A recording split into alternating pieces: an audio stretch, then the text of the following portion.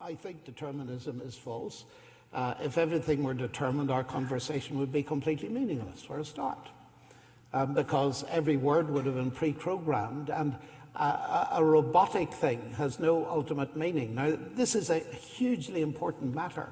From the perspective of my own Christian worldview, God has created not only a universe but human beings, and he's gifted them with something very special: the capacity to say yes or no. And that capacity, that freedom of will, limited of course, I'm not free to run at 100 miles an hour, and you know that looking at me anyway, but there is a real freedom, and that creates the possibility of the most important things in life: love, morality, and so on.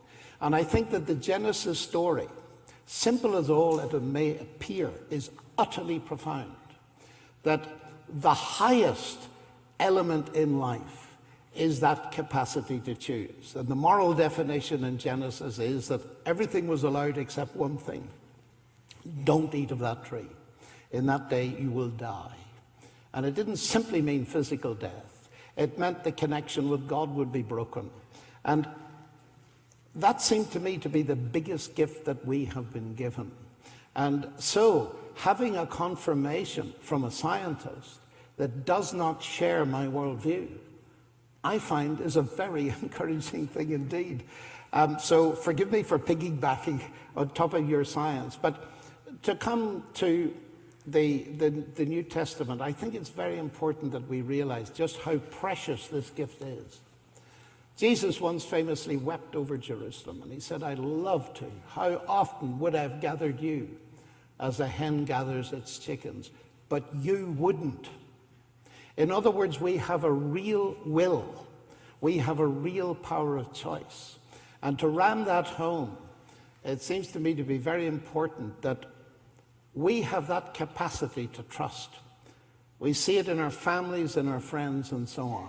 But the biggest use of it is, and that's the challenge I face every day, am I going to use my capacity to trust, which I use in every area of life, am I going to use it to trust God? So I am not a determinist. I'm of course not an atheist determinist, but neither am I a Christian determinist.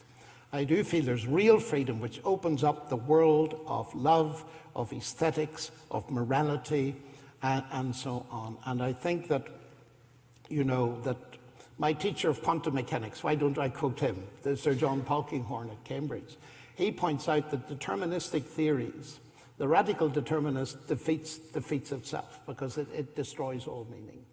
So that's where I stand on it.